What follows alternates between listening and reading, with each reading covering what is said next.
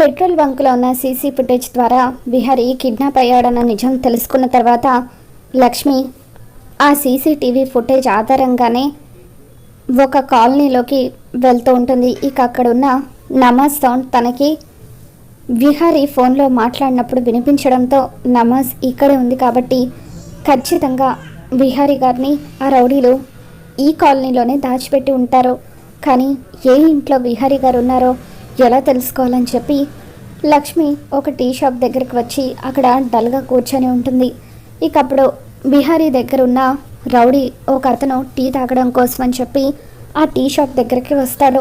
అతను టీ తీసుకొని వెళ్తూ ఉంటే అనుకోకుండా మరొక వ్యక్తి డాష్ ఇవ్వడంతో అతను మరొక వ్యక్తితో గొడవ పడుతూ ఉంటాడు. ఇక దాంతో లక్ష్మి అప్పటి వరకు తల ఉంచుకొని ఆలోచిస్తూ తల పైకెత్తి చూసేసరికి ఆ రౌడీ చేతి మీద టాటూ కనిపించడంతో అచ్చం అటువంటి టాటూని విహారీని కిడ్నాప్ చేస్తున్న రౌడీ చేతి మీద ఉందన్న విషయాన్ని లక్ష్మి గుర్తు చేసుకుని సేమ్ ఇటువంటి టాటూని విహారీ గారిని కిడ్నాప్ చేసేటప్పుడు వాళ్ళ చేతి మీద చూశాను, అంటే ఖచ్చితంగా ఇతనే విహారీ గారిని కిడ్నాప్ చేసి ఉంటాడు, ఇతన్ని ఫాలో అయితే అప్పుడు విహారీ గారు ఎక్కడ ఉన్నారనే విషయం తెలుస్తుంది అని చెప్పి లక్ష్మి చాలా సీక్రెట్గా ఆ రౌడీ అక్కడి నుండి వెళ్ళిపోతూ ఉంటే అతన్ని ఫాలో అవుతూ ఉంటుంది. ఇక అలా అతను టీ తాగిన తర్వాత స్మోక్ చేసుకుంటూ ఒక ఇంట్లోకి వెళ్తూ ఉంటాడు. ఇక అప్పుడే లక్ష్మి కూడా అతని వెనకాలే వెళ్తూ ఉంటుంది. ఈ ఇంట్లోనే విహారీ గారిని కిడ్నాప్ చేసి ఉంచారనమాట అని చెప్పి లక్ష్మి అనుకుంటుంది. ఇక ఇంతలో లక్ష్మి అక్కడున్న ఒక కవర్ మీద కాలు వేయడంతో కవర్ సౌండ్ వినిపిస్తుంది. రే అక్కడ ఎవరు ఉన్నారా అని చెప్పి రౌడీలంతా కూడా పరిగెత్తుకుంటూ బయటకు వస్తారు. అప్పుడు అక్కడ లక్ష్మి వాళ్ళ నుండి తప్పించుకునే ప్రయత్నం చేస్తూ ఉంటుంది. ఏయ్ ఎవరు నువ్వు అని చెప్పి రౌడీలు అడుగుతూ ఉంటారు. మీరు విహారీ గారిని కిడ్నాప్ చేసి ఇక్కడే దాచిపెట్టారని నాకు తెలుసు, మర్యాదగా విహారీ గారిని వదిలేయండి, లేకపోతే ఇప్పుడు మీ గురించి పోలీసులకు చెప్తాను అని లక్ష్మి అంటూ ఉంటుంది. ఏంటే నువ్వు చెప్పేది, వారితో పాటు నిన్ను కూడా లేపేస్తాము, అప్పుడు ఏం చేస్తావో చూస్తాము అని చెప్పి ఒక రౌడీ అంటూ ఉంటాడు. ఇక మరొక రౌడీ లక్ష్మితో మంచిగా మాట్లాడుతున్నట్టుగా నటిస్తూ, రేయ్ ఆడపిల్లతో మాట్లాడే పద్ధతి అదేనా? అమ్మా నువ్వు అన్నట్టుగా విహారీ గారిని మేమే తీసుకొచ్చామమ్మా, ఆయన లోపలే ఉన్నారు అని అంటూ ఉంటే నేను ఒకసారి విహారీ గారితో మాట్లాడాలి అని లక్ష్మి అంటూ ఉంటుంది. రామ్మ నిన్ను చూస్తూ ఉంటే మా చెల్లెల్లాగే అనిపిస్తున్నావు, విహారీ గారిని నేను చూపిస్తాను రా అంటూ ఆ రౌడీ లక్ష్మిని ఒక గదిలోకి తీసుకొని వెళ్తూ ఉంటాడు. ఇక వాళ్ళ మాయ మాటలు నమ్మిన లక్ష్మి వాళ్ళతో పాటు ఆ గదిలోకి వెళ్తూ ఉంటుంది. ఇక ఆ గదిలోకి వెళ్ళి లక్ష్మి ఎక్కడ విహారీ గారు అని చెప్పి చుట్టుపక్కల అంతా కూడా చూస్తూ ఉండగా అప్పుడు ఆ రౌడీలు ఒక్కసారిగా లక్ష్మిని గదిలోకి తోసేసి బయట గడిపెట్టేస్తారు. రే ఏంట్రా ఎవరు నేను ఫాలో అవుతున్నారో చూసుకోక్కర్లేదా? ఈ అమ్మాయి ఒక్కతే ఇక్కడికి వచ్చింది కాబట్టి సరిపోయింది, ఒకవేళ పోలీసులను కానీ తీసుకొచ్చి ఉండుంటే మనమంతా కూడా దొరికిపోయే వాళ్ళం అని చెప్పి ఆ రౌడీలలో ఒక రౌడీ మిగతా రౌడీల మీద మండిపడుతూ ఉంటాడు. మరోపక్క విహారీ రౌడీలు ఉన్నంతసేపు స్పృహ కోల్పోతాడు.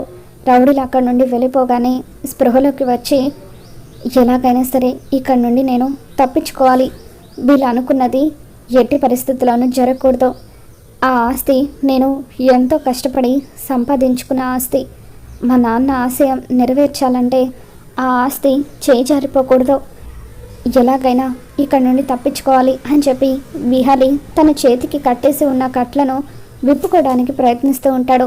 అలా విహారీ బలంగా లాగడంతో తన రెండు చేతులకున్న కట్లలో ఒక తాడు ఊడిపోతుంది. ఇకప్పుడు విహారీ ఆ చేత్తో మరొక చేతికున్న కట్లని కూడా విప్పేసుకుంటాడు. లక్ష్మి విహారీ గారు అని చెప్పి గదిలో నుండి అరుస్తూ ఉంటుంది. ఇక పక్కనున్న గదిలో విహారీ ఉండడంతో కనకం అని చెప్పి, అంటే కనకాన్ని కూడా ఈ రౌడీలు తీసుకొచ్చి బంధించారనమాట, ఎలాగైనా సరే కనకాన్ని కాపాడుకోవాలి అని చెప్పి విహారీ అనుకుంటాడు. ఇక ఇంతలో రౌడీలు రే వాడెలాగో ఆ గదిలో స్పృహ లేకుండా పడిపోయి ఉన్నాడు, కాబట్టి మనం హాయిగా కాసేపు పేకాట ఆడుకుంటూ మందు తాగి జల్సా చేసుకుందాంరా అని చెప్పి అంటూ ఉంటే ఇక రౌడీలు పక్కకు వెళ్ళి మందు తాగుతూ పేకాట ఆడుతూ ఎంజాయ్ చేస్తూ ఉంటారు.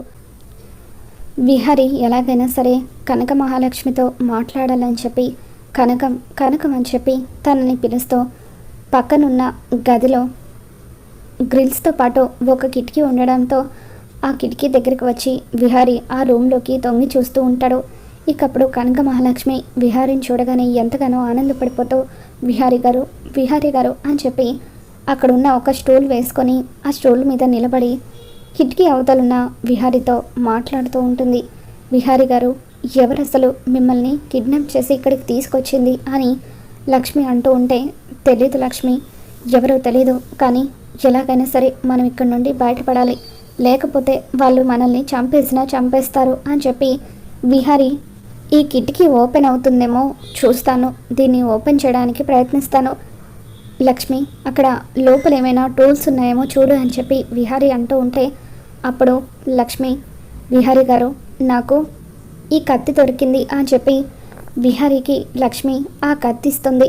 దాంతో విహారి ఆ కత్తితో కిటికీ దగ్గర బిగించిన స్క్రూస్ అన్నీ కూడా ఓపెన్ చేస్తూ ఉంటాడు. ఇక అలా ఆ స్క్రూస్ అన్నీ కూడా తీసేసి ఆ గ్రిల్ని తీసి పడేయడంతో ఇక అందులో నుండి లక్ష్మి మెల్లిగా బయటకు దిగుతూ ఉంటుంది. జాగ్రత్త కనకం, జాగ్రత్త, ఎలాగైనా సరే మనం ఇక్కడి నుండి తప్పించుకొని వెళ్ళిపోవాలి అని చెప్పి విహారి కనక మహాలక్ష్మిని ఆ గదిలో నుండి బయటకు తీసుకొని వస్తాడు. ఇక విహారి ఒంటి మీదున్న గాయాలని చూడగానే కిటికీలో నుండి దూకేసిన లక్ష్మి ఎంతగానో కంగారు పడిపోతూ, విహారి గారు మిమ్మల్ని ఇంతలా కొట్టారా, బాగా నొప్పిగా ఉందా అని చెప్పి ఎంతగానో బాధపడుతూ ఉంటుంది. కనకం, నాకేమీ కాలేదు, నువ్వు అలా ఏడవద్దు, ఆ రౌడీలు మనల్ని చూస్తే ప్రమాదం, త్వరగా ఇక్కడి నుండి వెళ్ళిపోవాలి అని చెప్పి విహారి అంటూ ఉంటాడు.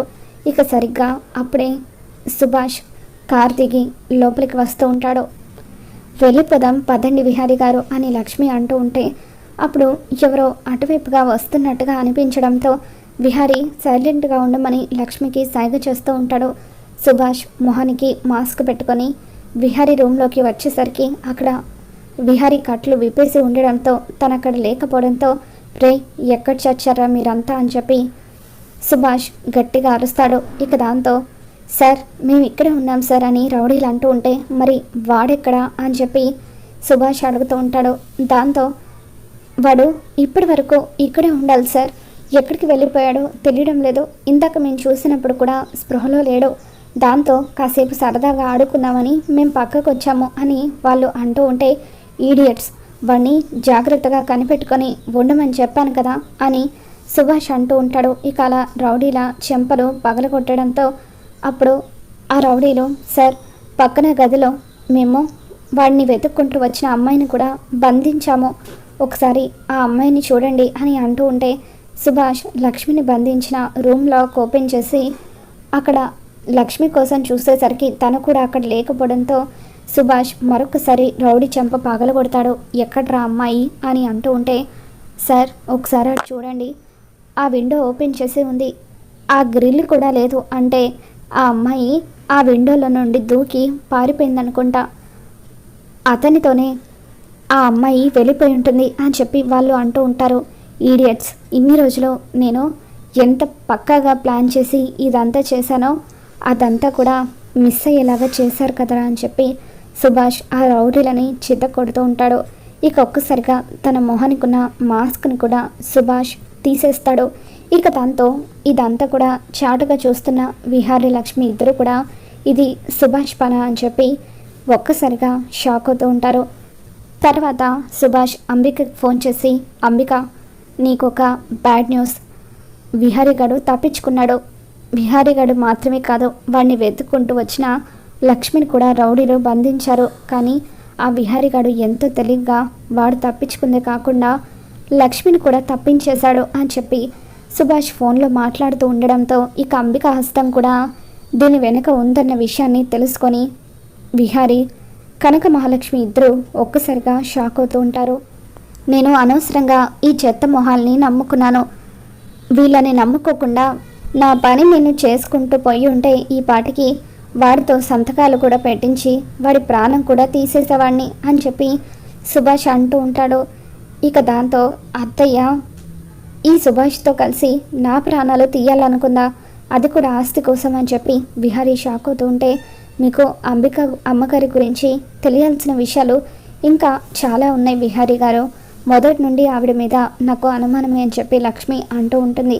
ఇక అలా అంబిక సుభాష్ల నిజస్వరూపం తెలుసుకున్న విహారీ ఇప్పుడే వెళ్ళి అత్తయ్యకి ఎలా బుద్ధొచ్చేలాగా చేస్తానో చూడు అని చెప్పి అంటూ ఉంటాడు.